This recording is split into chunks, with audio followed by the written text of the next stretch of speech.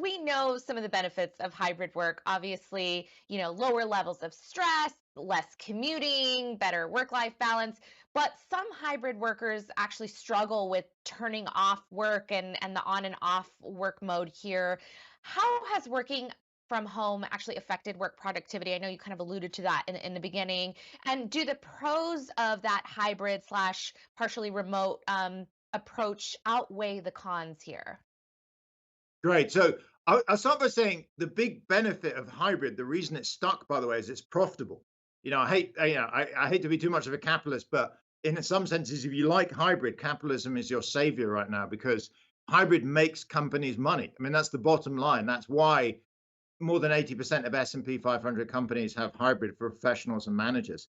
The reason it makes companies money is productivity is about flat. So it's not better, it's not worse. But the positives is quit rates are down around 20-30% with hybrid, and quitting is really expensive for companies. Imagine you're a manager, somebody quits on you. They're like, you've got to go out, re-advertise, re-hire, re-recruit, retrain. It's very, very expensive.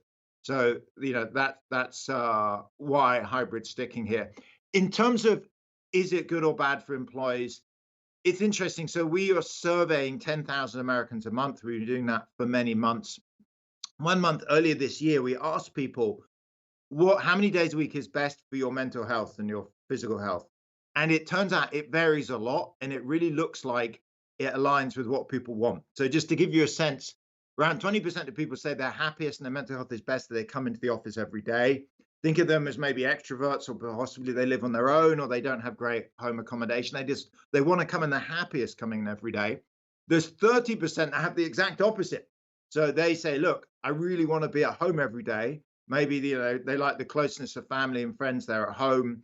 Maybe they don't find workplace a pleasant environment. And then there's the remaining 50% that expressed various versions of hybrid. I think the bottom line is choice, and letting people choose is the critical thing. So in 2020, when we're all forced to be fully remote, there are a lot of people that are very unhappy, and that was quite damaging with mental health. But in 2019, we were all forced to be fully in person. That was also not great for some people. Now, 2024, I feel like it's the best of both worlds if we give employees choice. Now, that may not be choice in your own employer. As I mentioned earlier, it's kind of difficult to do something that's different from your colleagues. So choice, I think, in the long run may actually mean that different firms offer different practice. Amazon is claiming it's going to get people back 5 days a week. Other tech firms are letting you, like GitHub, work fully remote. If you're in tech, it means moving around so that what keeps you happiest is what your employer is offering.